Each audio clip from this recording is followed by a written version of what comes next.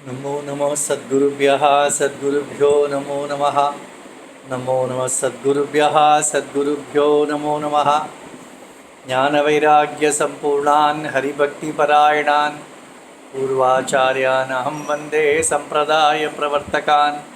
भगवत्पादमाचार्यं श्रीमद्रामानुजं मुनिं श्रीमदानन्दतीर्थं च रामानन्दयतिं हितं श्रीवल्लभं च निम्बार्कं कृष्णचैतन्यमेव च ज्ञानेश्वरं तथान्याञ्च पूर्वाचार्यान् स्मराम्यहम्।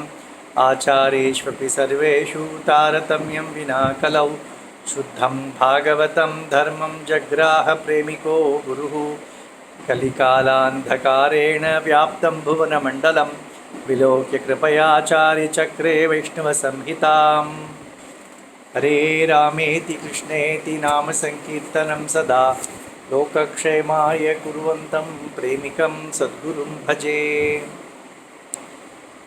श्री अण्णा द्वारा विरचित श्री वैष्णव संहिता के छठे भाग का पंचम अध्याय।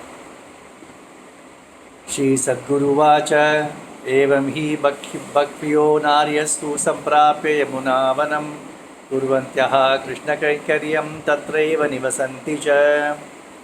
सद्गुरु कहते हैं कि इस प्रकार यानी हम इसके पूर्व अध्याय में हमने गंगा यमुना नामक दो कन्याओं के बारे में संबंध में सुना था। वो मथुरा से वृंदावन आ गई थी और हितरी वंश का शरणापन्न हुई थी। तो अब आचार्य कहते हैं कि ऐसे अनेक स्त्रियां यमुना वन में वृंदावन में आकर कृष्ण कैंकर्य करने लगी और वहाँ ही रहने लगी। भागवता ऊचुः म्लेच्छैरेव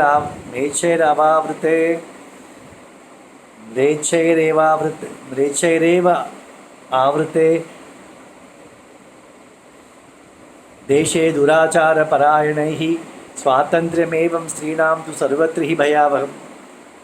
म्लेच्छ लोग मुसलमानों से व्याप्त हो गया था देश, और वे तो कैसे हैं पता ही है, दुराचार परायण है वे। और ऐसे में स्वतंत्रता से स्त्रियां भी बिना भय के कैसे रह सकती है। लोकवेद क्रियातीताः प्रेममात्रैकजीवनाः कथं वसन्ति वनिता निर्भयं यमुना वने। ऐसे म्लेच्छ के कारण सभी स्त्रियां भयभीत है, और इस समय में लोकवेद का लौकिक और वैदिक व्यापार को छोड़कर प्रेम मात्र को ही सब कुछ मानकर कैसे स्त्रियां वृंदावन में निर्भय होकर रहती है।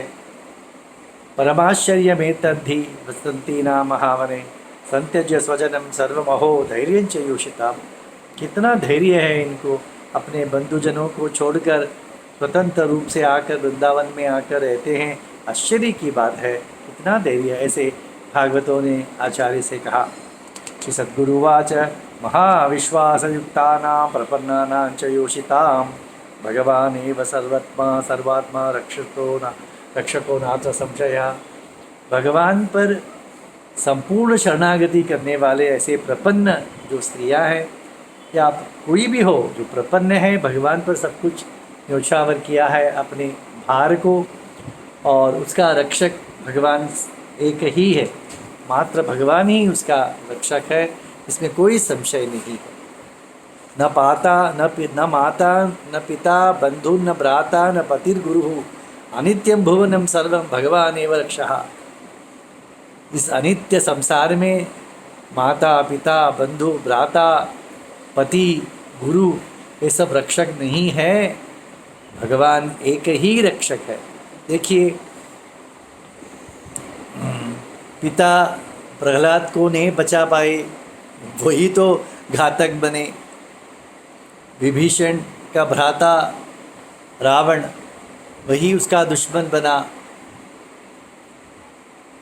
और द्रौपदी के पति, द्रौपदी के चिरहरण के समय द्रौपदी के पति रक्षक नहीं बने। इस प्रकार इस अनित्य संसार में रक्षक भगवान एक ही है, इसमें दृढ़ विश्वास होना चाहिए। एवं विश्वासयुक्तानां भजतां दृढ़निष्ठया योगक्षेमं वहति एव भक्त कोलाहल प्रभु। जो ऐसे दृढ़ विश्वास से भगवान के शरणापन्न होते हैं, ऐसे लोगों की योगक्षेम भक्त कोलाहल स्वयं उसका निर्वाह करता है। कर्मठा नाम विख्याता काचिदासीत कुटुंबिनी विधवा युवतिश्चैव साध्वी सर्वगुणान्विता। कर्मठा नामक एक स्त्री थी, कुटुंबिनी थी और विधवा थी, युवती थी और साधु आचार विचार की थी। अप्राप्त यौवनायास्तु बाल्ये तस्याः पतिर्मृतः तथैव बांधवान् चान्ये क्षिप्रम गालगतिमृतः। और जब कन्या थी तभी उनके पति का देहवास हो गया था। उसके पश्चात कुछ ही कालों में अन्य बंधु का भी मृत्यु हो गया था। प्राप्याप्य गृहम ऐश्वर्यम धनम यौवनम एव च तत्सर्वं भाग्यहीनायाः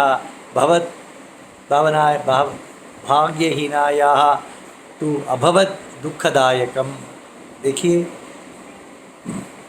घर है, ऐश्वर्य है, धन है, यौवन है, सब कुछ होने के बाद भी उसे दुख तो है ही, वो भाग्य दुर्भाग्य है। वो ये सब होने के बाद भी उसका दुख से निवृत्ति नहीं हुई है।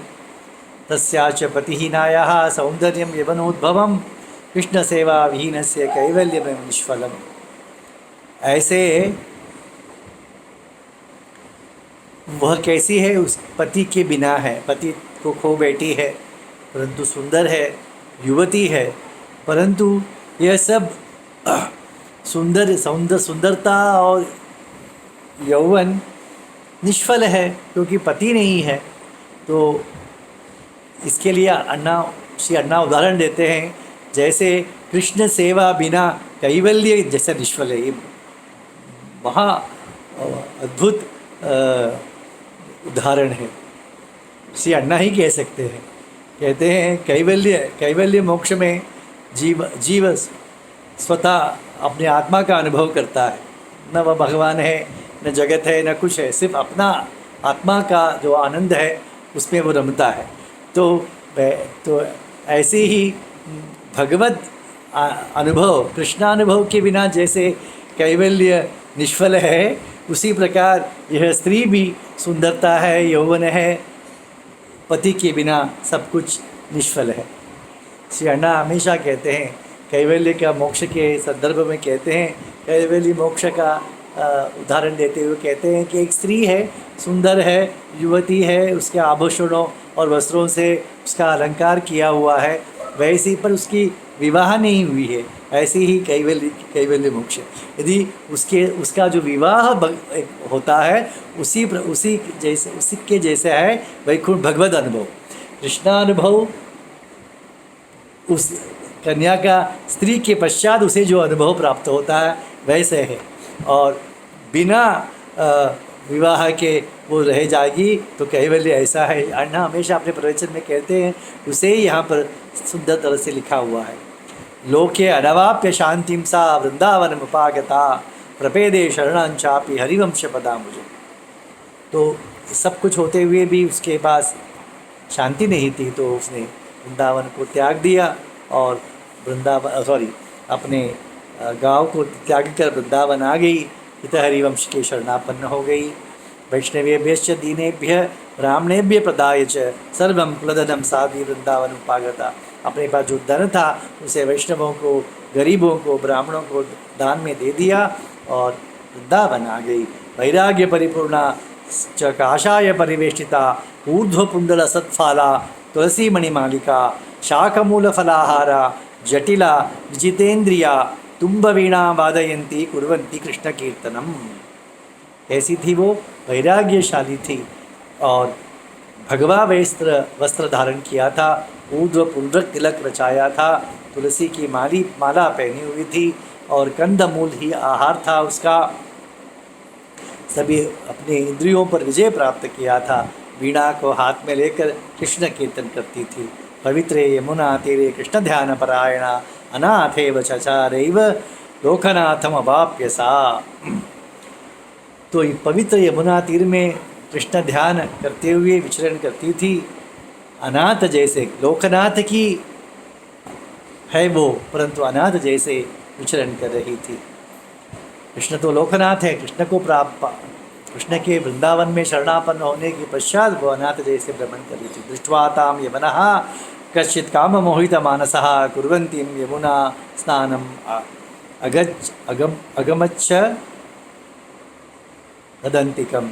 तो एक म्लेच्छ ने उसे देख लिया था, वो यमुना स्नान के लिए आई हुई थी और काम से पीड़ित हुआ वह।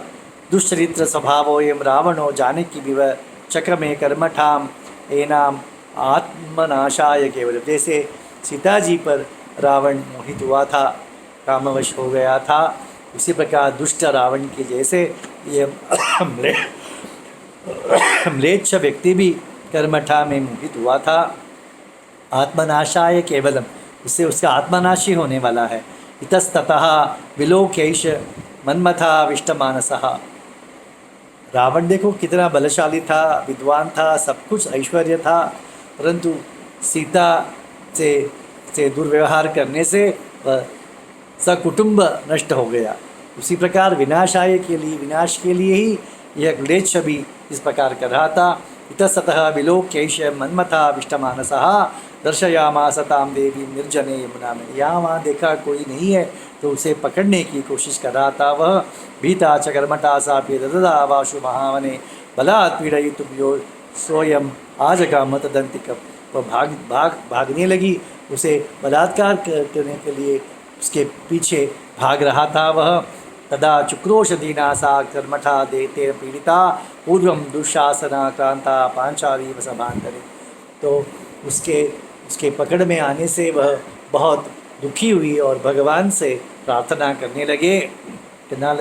जैसे द्रौपदी और दुशासन के अपमानित होते समय तो जैसे भगवान से उसने चीत्कार करके पुकारा था भगवान को, उसी प्रकार कर्मठा बनाने लगी। कर्मठोवाच हा कृष्ण करुणा सिंधो शरणागत वत्सल रोशंती अबलां दीनां प्रपन्नां किमु मोक्षसे। हे कृष्ण, हे शरणागत वत्सल, मैं एक अबला यहाँ पर तुमसे उपेक्षित हुई रो रही हूँ। पीड़ितम मकरेन्द्रेण गजम रक्षितवानसी दीनानां त्वं शरण्योसी भक्ता माम किमोपेक्षसे। मकर से पीड़ित हुआ गजेंद्र की रक्षा किया था आपने, परंतु मैं दीन हूँ, तुम्हारी शरणापन्न हूँ, मुझे मेरी उपेक्षा क्यों कर रहे हो। हितवै दर्शितां साध्वीं कृष्णां रक्षितवानसी अनाथां आह्वयन्तीं त्वाम अबलां किमोपेक्षसे। वो द्रौपदी का अपमान करते समय जो दुशासन कर रहा था, उस समय भी आपने आकर उसकी रक्षा की थी। अनाथ मैं यहाँ पर तुम्हें पुकार रही हूँ, मेरी उपेक्षा क्यों कर रहे हो। प्रहलादम सिंहरूपेण बालम रक्षितवानसी प्रपन्नाम अबलाम की दीनाम स्वामी किम माम किम उपेक्षसे। प्रहलाद को आपने इस नरसिंह रूप धारण कर उसकी रक्षा की थी, मुझे अबला की रक्षा क्यों नहीं करते। कामितां शिशुपालेन वैष्णवीं रक्षितवानसी रोशंती विवक्रांता रे कृष्ण किम मापेक्षसे। शिशुपाल से उसका बचाने के लिए आपने रुक्मिणी की रक्षा की थी, और मैं यहाँ पर इस वन में रुदन कर रही हूँ, पुकार रही हूँ, मेरी उपेक्षा क्यों कर रहे हो। या त्वरा द्रौपदी त्राणे या त्वरा हरिरक्षणे आताया मही गोविंद सा त्वरा क्व गता हरे। जिस शीघ्रता से तुम द्रौपदी की मान रक्षा के लिए आए थे, जिस शीघ्रता से आप गजेंद्र की रक्षा के लिए दौड़ आए थे, वो शीघ्रता आप कहाँ गई, कहाँ चली गई, मेरे लिए कहाँ क्यों नहीं आ रहे हो। सद्गुरुवाच एवं उदंत्या विजने कर्मठाया महावने सद्य एव आजगामी तत्र आजगामापि तत्र कश्चिन मृगाधिपः। ऐसे जब वो उदन कर रही थी, पुकार रही थी, वहाँ कहीं से तो भी एक सिंह प्रकट हो गया। विदारितास्यम तम सिंहम विद्युचिक्वम भयंकरम तीक्ष्णदंश कलालंच गर्जंतंच मुहुर्मुहुः। अपने दांत को दिखाकर तीक्ष्ण दांत और जोर से गर्जना करते हुए वह सिंह नजदीक आ रहा था। विलोक्य यवनः सोपि प्राणरक्षतत्परः दुद्राव सहसा भीतो दुष्टो नष्ट मनोरथ। सिंह को आते अपनी ओर आते देखकर वो म्लेच्छ घबरा गया और भाग निकला। उसके मनोरथ पूर्ति नहीं हुई, भाग निकला वो। तत्रैवान्तर्धात् सिंहः कर्मठा विस्मिता अभवत् ध्यायन्ती चाश्रमं पाप प्रह्लाद वरदं प्रभुम। उसी वो भाग गया, उसी समय सिंह भी अंतर्धान हो गया और इस आश्चर्यचकित होकर कर्मठा भगवान का प्रह्लाद वरद का चिंतन करते हुए अपने आश्रम को आ पहुँचे। एवं भक्त सहायो ही स्मृतमात्रार्तिनाशनः। ऐसे भगवान भक्त रक्षक है, भक्त का सहायक है। स्मृति स्मरण करने मात्र से वह आकर रक्षा करता है। तस्य देवस्य भक्तानां न दुखम न भयम क्वचित्। ऐसे भगवान के भक्तों के लिए क्या दुख है, क्या कोई भय हो सकता है? ऐसे श्री अण्णा यहाँ पर पूछते हैं। श्री प्रेमिकेंद्र सद्गुरु महाराज की जय।